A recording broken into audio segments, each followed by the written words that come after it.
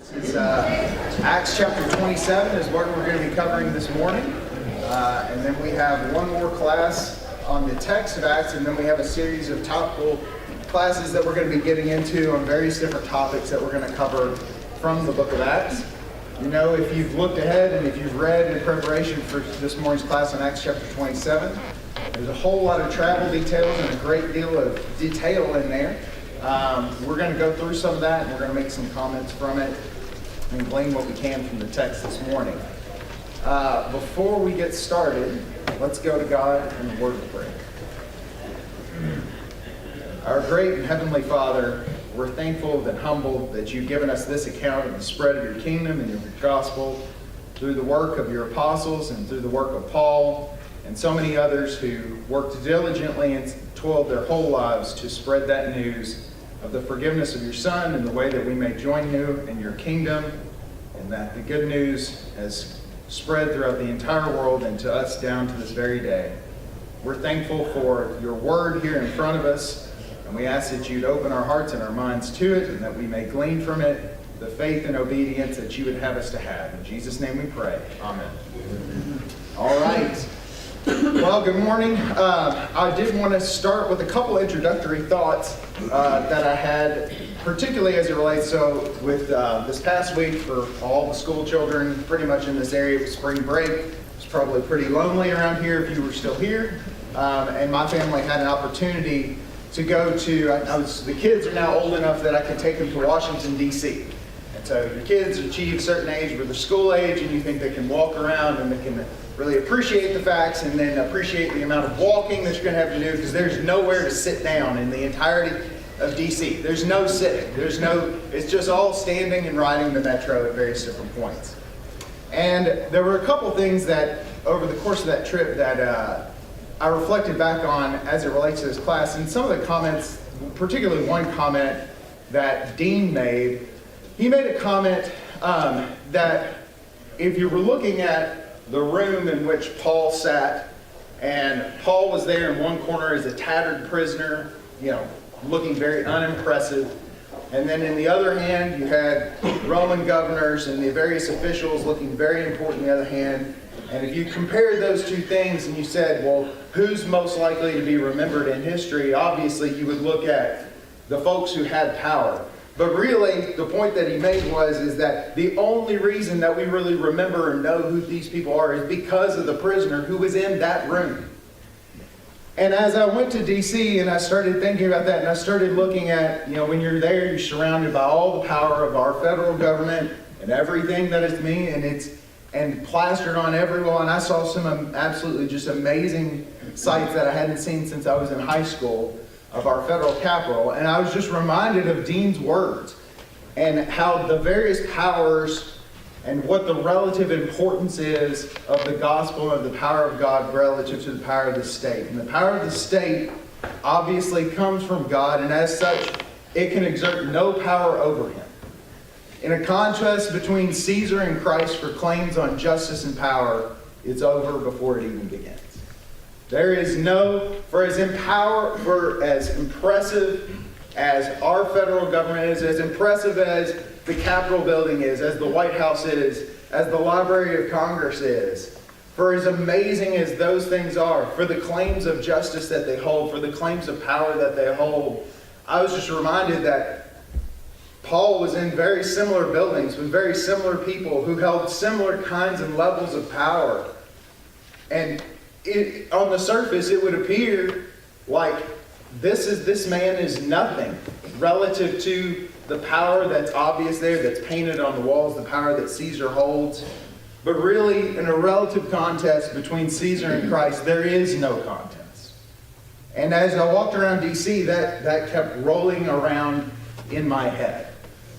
Another thing that I had a very fortunate opportunity to do that I want to take just a couple moments to share with you all.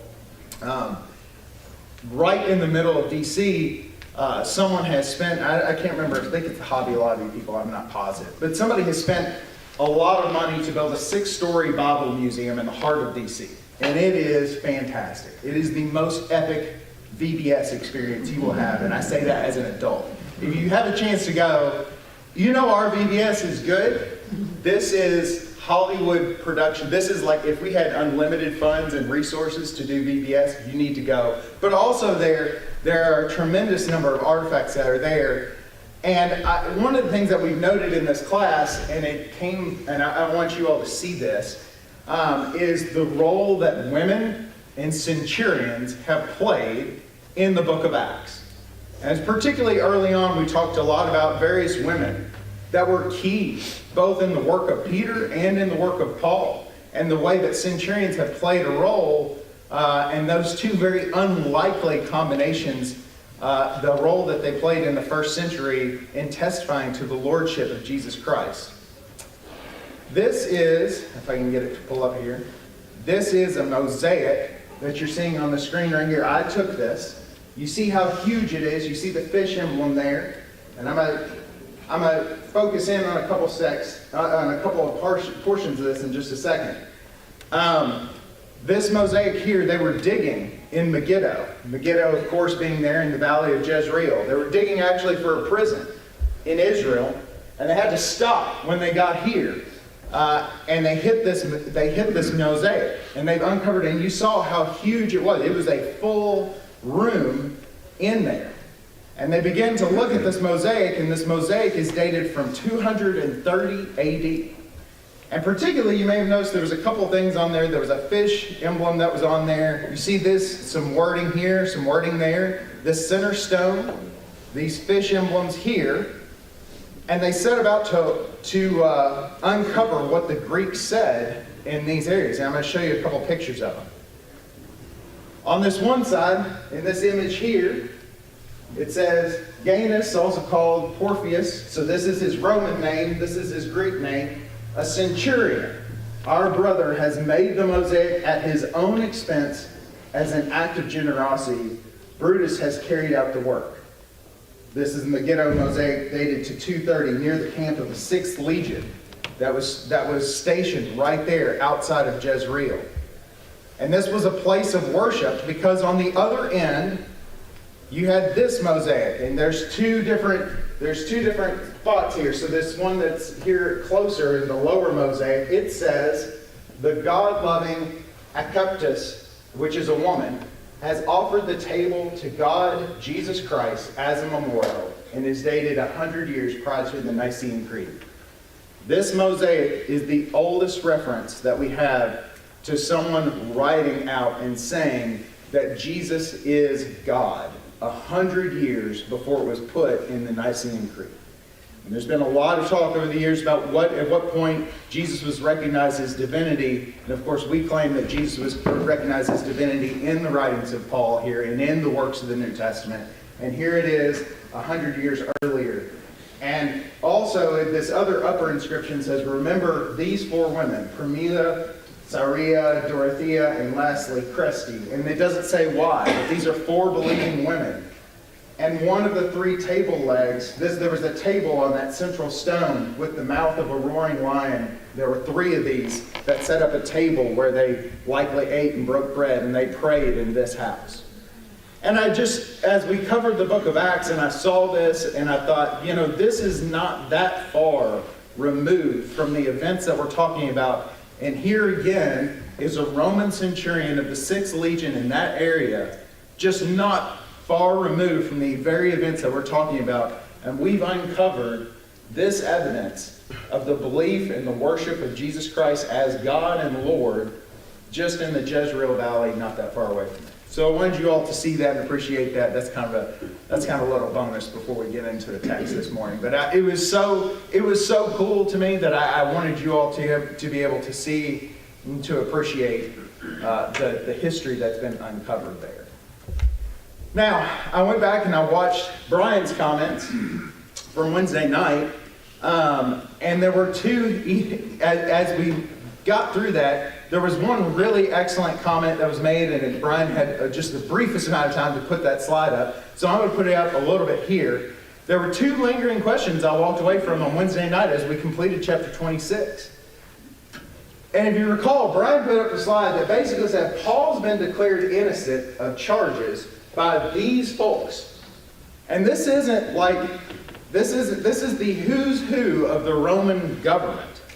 So a couple proconsuls, some Philippian town officials, the Claudius Lysias, which is Chiliarch, he's in charge of 1,000 soldiers, a Roman king and a governor. So why is Paul still on trial? If Paul's been all over the Roman world and all these people have said you're innocent, why is he still on trial?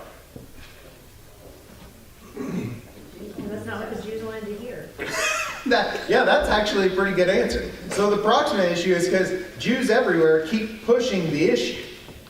But then at a greater point, and then perhaps in a more cosmic point beyond that, why is Paul still on trial? Yes, Josh? It's God's will that he's going to Rome. It's God. God wants Paul to still be on trial. He's causing these things to happen. And that's the undercurrent that undergirds what we're talking about this morning in Acts chapter 27.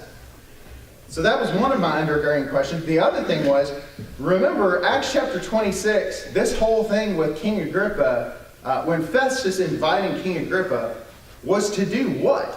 Why go through all that? What was he trying to do?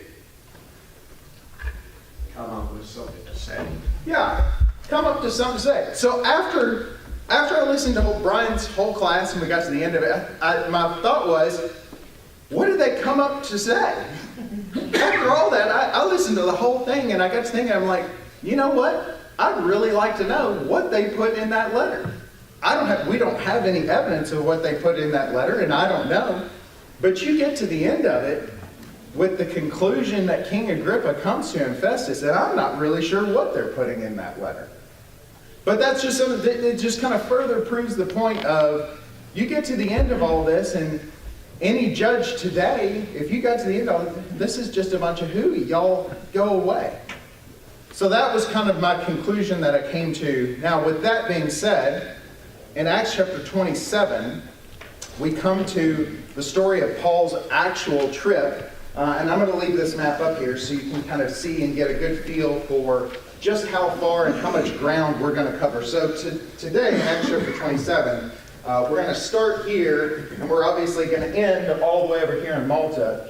And you're going to take the least direct path possible to get there for a lot of good reasons that we're going to read about here in the text.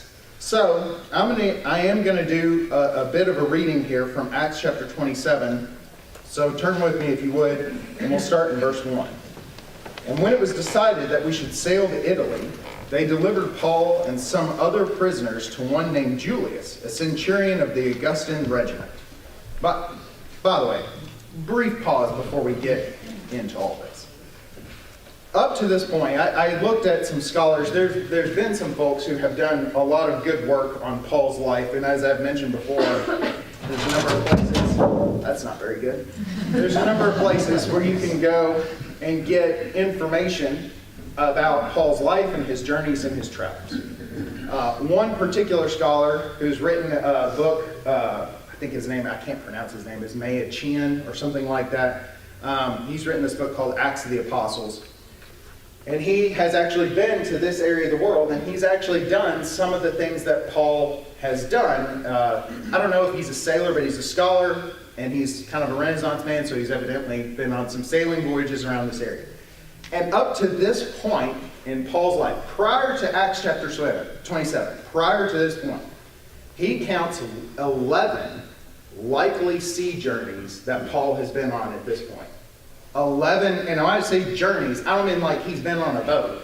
I mean like he went a considerable distance from here to here, and that covered in the vicinity of 3,000 miles on the ocean and the various seas. So, and I bring that up now because Paul, as we're going to see in this text, this is not his maiden voyage by any means. He knows what he's talking. He's not a sailor. He's a tent maker. But he's done this quite a bit.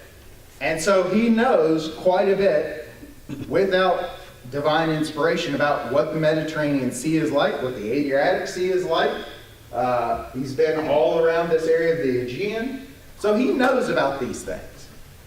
Also, we know from inspired scripture in 2 Corinthians chapter 11 that what? Even prior to this point, what has Paul suffered on these trips? In 2 Corinthians chapter 11, does anybody recall? Shipwreck.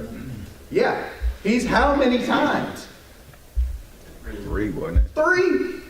Prior to this, 3 times the guy's been shipwrecked. After the first time, I would never get on a boat again. I don't want to go on a cruise because I saw several times, you remember back when people were getting like the norovirus and COVID and they wouldn't let them dock? That's enough for me. Not doing it. This guy's been in 3 shipwrecks. And not only that, this to me is the thing that's even more after he's been in 3 shipwrecks. The other thing that he mentions after that is what? Does anybody recall? Right after that in 11:25? Night and a day in the deep. And a night and a day in the deep. Prior to Acts chapter 27. He spent a night and a day just floating. I mean, I can't imagine the fear, just the courage to even get back on a boat in general is just crazy prior to all the events that we're going to read about here this morning. I also want to say, because I just got back, from a trip, as much as I... Say what? Say it again? It wasn't no cruise. It was no cruise, that's right. They were not serving a lot of food on these things, as we're going to see here in a minute.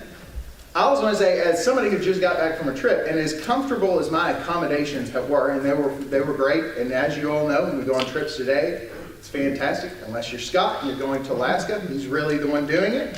But the rest of us, when we go on trips, we stay in these nice places. But even then, it's like, we got to go to the metro. We got to figure out how the cards work. You're not sleeping in your own bed. When was the last time Paul stayed in a place that resembled anything like home? The accumulation of how you feel tired when you're traveling. Like, you may be having fun. You're enjoying things, but by the end of that trip, by the time we get off the tarmac in Nashville, it's like, you know what? I'm glad to be sleeping at home. That was really fun. I'm glad to be sleeping in my own bed. I can't remember the last time that Paul was anywhere that closely resembled somewhere he would call home. When's the last time he's seen Tarsus? When's the last time he wasn't sleeping in a prison bed or on the floor? A prison bed, maybe oxymoronic in that time frame, a floor or somewhere else. The accumulation, just Paul's entire life was spent like this in service of the gospel. And so if that's those thoughts, again, let's go back to the text here. So Paul is delivered to this man, Julius, a centurion of the Augustan regiment. I do want to mention, so Julius, the Augustan regiment here is the imperial regiment. So it was made up of cohorts, likely from the place there in Caesarea. And Julius might have been a representative directly of the emperor, or he might have been just the guy that was in charge there. And we see that he treats Paul really well. So we see there in verse 3, picking up in verse 2. So entering a ship of Adramyttium, we put to the sea, meaning to sail along the coast of Asia. And Aristarchus, a Macedonian of Thessalonica, was with us. So again, we see who's with Paul at a bare minimum. We have Paul, we have Luke, and then we have Aristarchus, who comes up in several of Paul's letters, and potentially others that he picks up along the way. And the next day we landed at Sidon, and Julius treated Paul kindly and gave him liberty to go to his friends and receive care. And so we see Julius here, and this is a very interesting thing, so don't just blow by this. So Julius here is in charge of Paul as a Roman prisoner. Now Paul has some advantages, obviously, because Paul is a Roman citizen. Now he's still standing trial. But here he is. What happens if Paul, what could have happened here? What could have gone very badly for Julius? Do you think there were any other prisoners that was like, yeah, we're going to take port here. I'll see y'all tomorrow at noon. What could have happened here? Paul could have left. Yeah, he could have skipped town. Paul could have just gone on out. So something here in the relationship between Paul and Julius indicated that there was enough faith that Paul was going to return to the ship. Now keep that in mind. How many prisoners are anxious to stand trial? How many prisoners are anxious to stand trial in front of the most powerful man in the world at that point in time? And over again, what you're going to see in this text is Paul is anxious to speak to Nero. There are very few people in Paul's position, basically none, that are anxious to have their day in court before a man like Nero. But so much so that obviously Julius lets him go. And obviously he must find a church and other Christians that are there in Sidon who treat him well and give him care. And then we see that also they board the ship. And so you see that they go and obviously they sail off the coastline here, following around Asia and the Bend.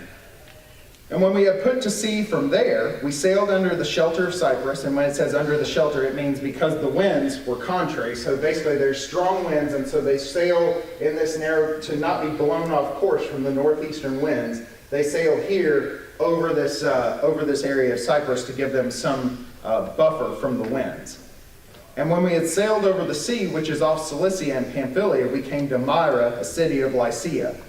There the centurion found an Alexandrian ship sailing to Italy, and he put us on board. And when we had sailed slowly many days and arrived with difficulty off Cnidus, the wind not permitting us to proceed, we sailed off under the shelter of Crete off Salmone. Passing it with difficulty, we came to a place called Fair Havens. Now, at that day and time, there was a huge population of folks that were living in Rome. And this huge population of folks in Rome, there was not enough grain to make bread for all the people that lived in Rome and the other really huge cities that accumulated across the Roman Empire at this time. And so there were a few places in the Roman Empire that had enough excess grain to feed the empire. And Augustus actually created one of those. And in the conquering of Egypt, Egypt was creating vast amounts of grain. In fact, it was called the breadbasket of the Roman Empire. And he actually set up a social welfare program some 40-ish years right before these events that caused constant amounts of grain to be flowing to the rest of the Roman Empire, and nowhere as more important than Rome.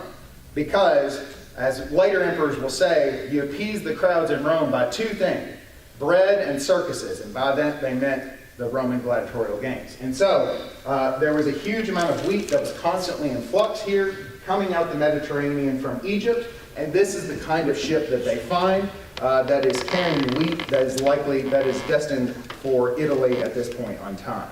And so they gather this and they sail to Cnidus there.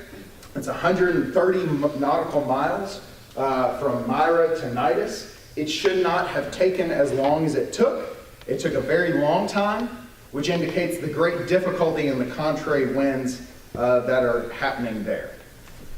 Now, picking up in verse 9, now when time had passed, when much time had been spent and sailing was now dangerous, because the fast was already over, Paul advised the men, saying, "Men, I perceive that this voyage will end with disaster and much loss, not only of the cargo and ship, but also our lives." Nevertheless, the centurion was more persuaded by the helmsman and the owner of the ship than by the things spoken by Paul. And because the harbor was not suitable to winter in, the majority advised to set sail from there also, if by any means they could reach Phoenix, a harbor of Crete, opening toward the southwest and northwest, and winter there. So this place that they had found themselves, Fair Havens, was not a great place to be. And in general, the time of year that they were sailing was not a great time of year. So I remember very vividly, we got married, me and my wife got married on September 30th, and we were looking for things to do. I was looking for things to get to places to go, I should say, for our honeymoon. And I found that you could get a great deal to go to Jamaica on September 30th. You know why? Because it's filled with hurricanes. And we did it just fine, and that was fine. No hurricanes. But just like in our part of the world, in that part of the world, traveling in the Mediterranean was extremely dangerous. And it began to be extremely dangerous in September. And this is well documented across a variety of ancient Near Eastern sources, that beginning in September, the winds and things that are documented here in the book of Acts get very contrary. And by about November to February is no man's land. No man's land. You just basically, nobody traveled in that time frame, all right? So this is the rough approximate time frame that we're in, and you'll see a reference here in chapter 9 because the fast was already over. The fast there, as Kevin just talked about a moment ago, the Day of Atonement. So again, another scholar has gone back and has done the math and has gone through the calendars, and they figured out that in AD 59, approximately maybe when this might have happened, that the fast is October 5th. So we are really approaching no man's land in terms of sailing. And Paul advises them of such and says, look, this is not a great time to be sailing. Now, again, Fair Havens, it's not good for a couple different reasons. One is that the port that they were likely in, the town of Fair Havens, was a good distance off. So there had to be men there guarding the boat. You can't just leave the boat there in the dock with nobody on it. So there had to be men there, but there also had to be people up in the port, or up in the port town. And it's open 180 degrees to the winds and to the sails. So it's a very wide open kind of place, and the winds would be blowing at you very hard. And so this Fair Havens town was deemed not a good place to be, and they really wanted to be over here. So you see approximately where, we don't know exactly where Fair Havens is. We have a pretty good idea we know where Phoenix is because there's still a place there that's called Phoenix today. And it's some 50 miles. And so it seems very reasonable to them that they can make it the 50 miles to get to Phoenix. But of course, obviously, they do not make it there.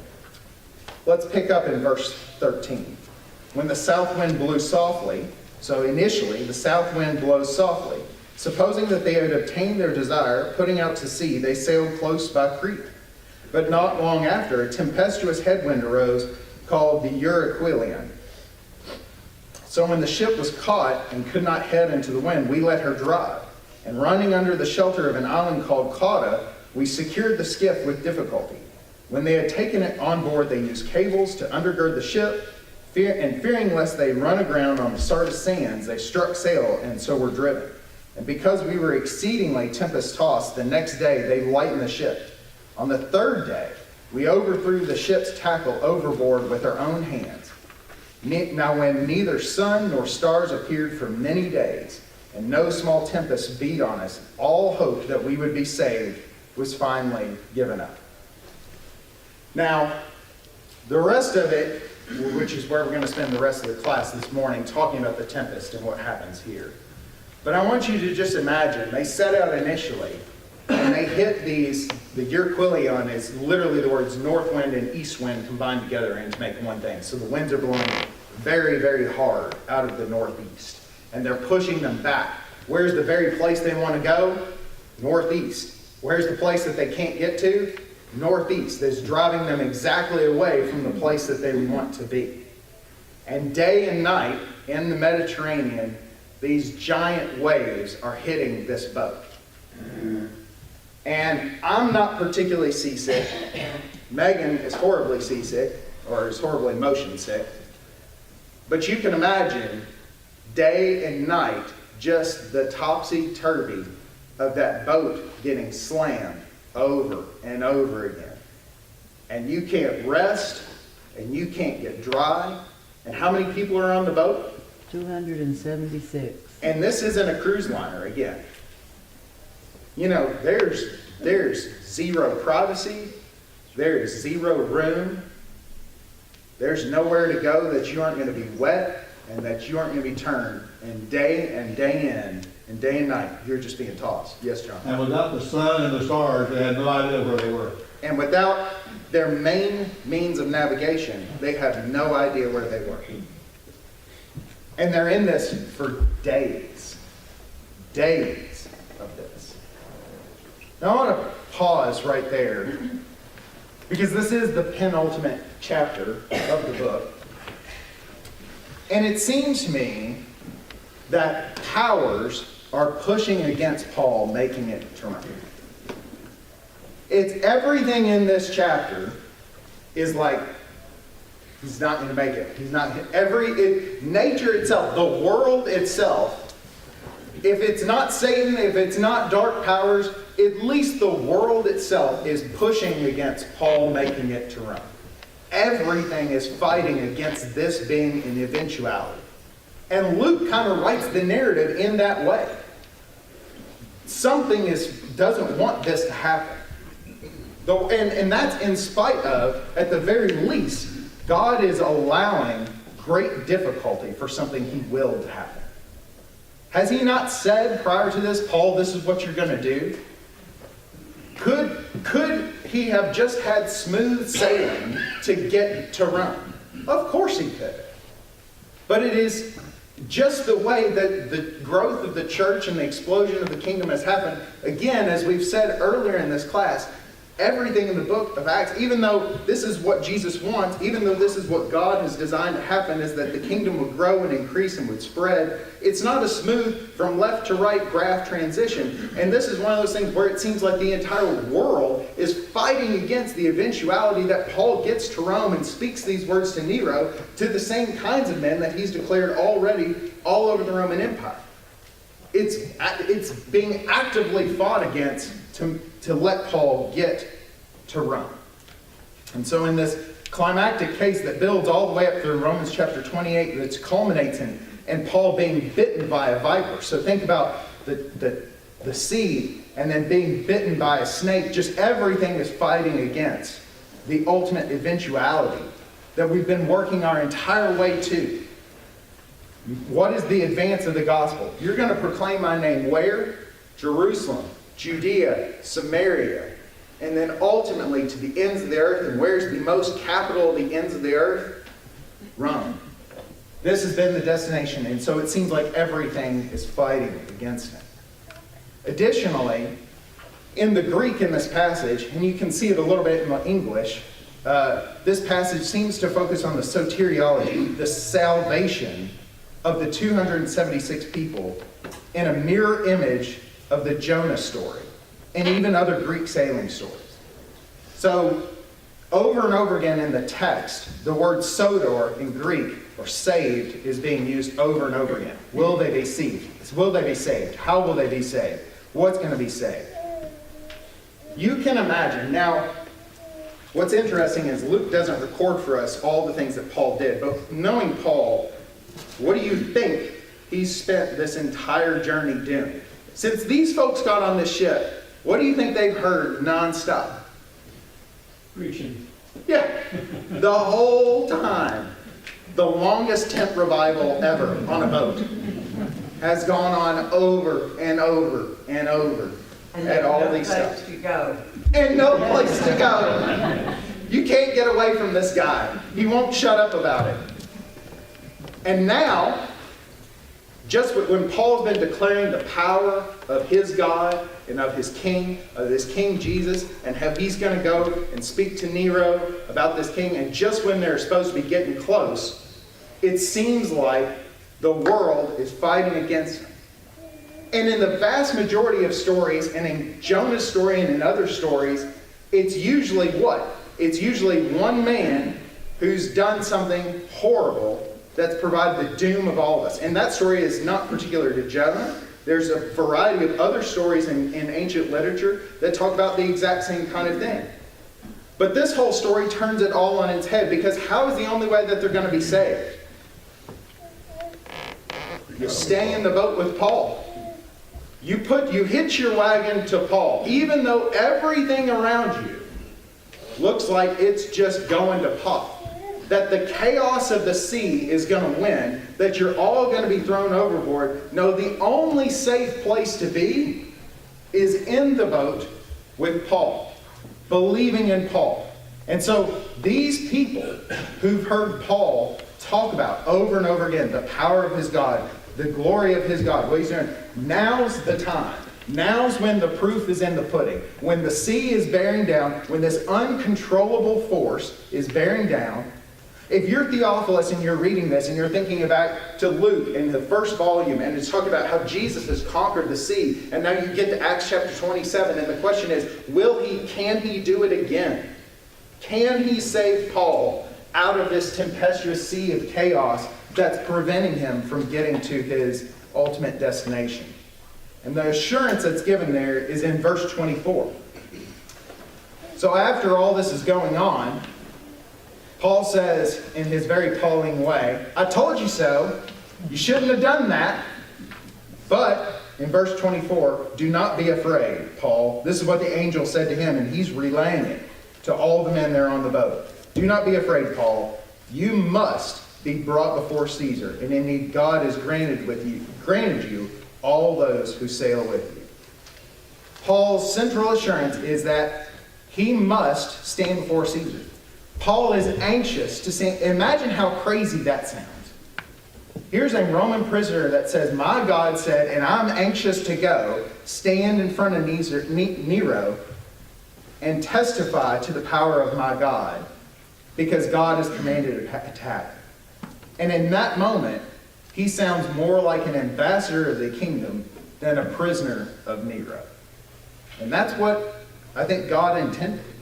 And that's what seems to come through, I think, in this particular chapter.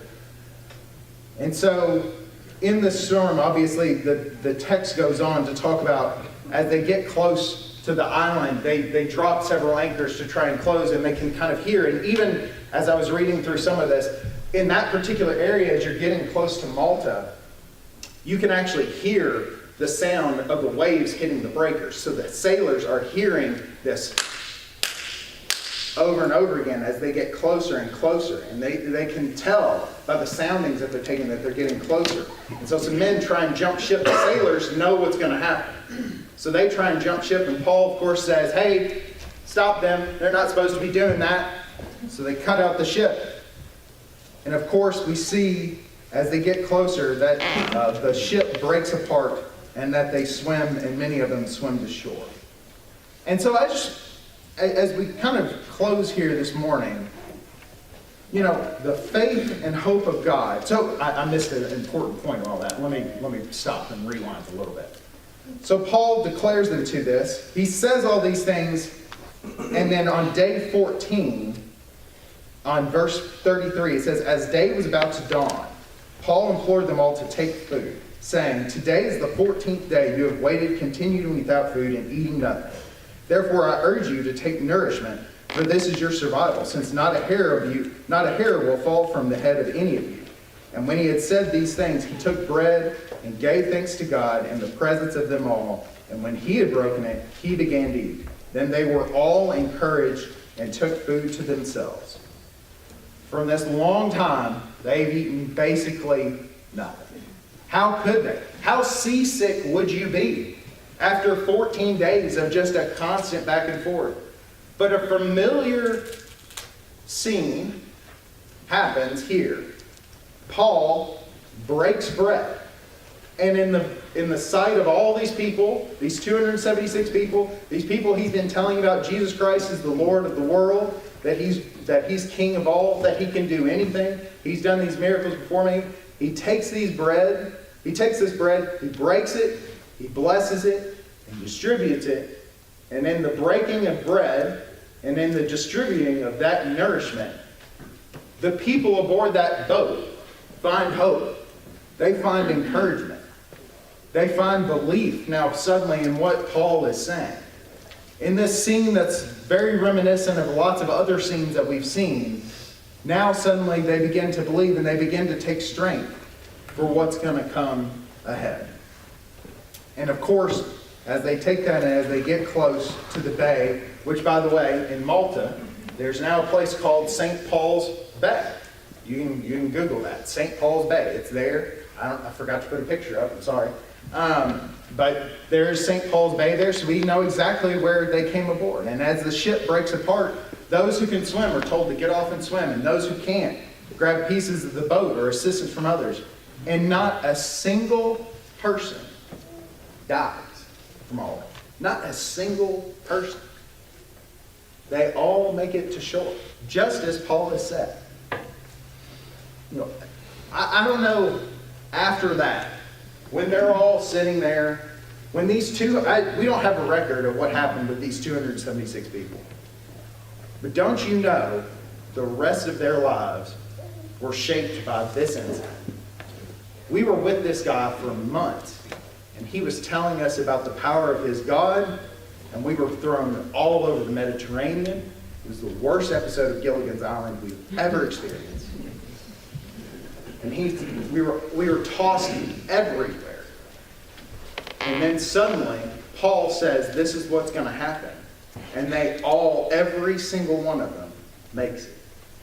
Paul's God is the God who is greater than the chaos of the sea, who is greater than any force that we've ever seen. He is the true God. And that would be the claim that these people will walk away with. 276 people assured of the power of Paul's God. So we're going to pick up with what happens in Malta next time. Thank you for your time and attention.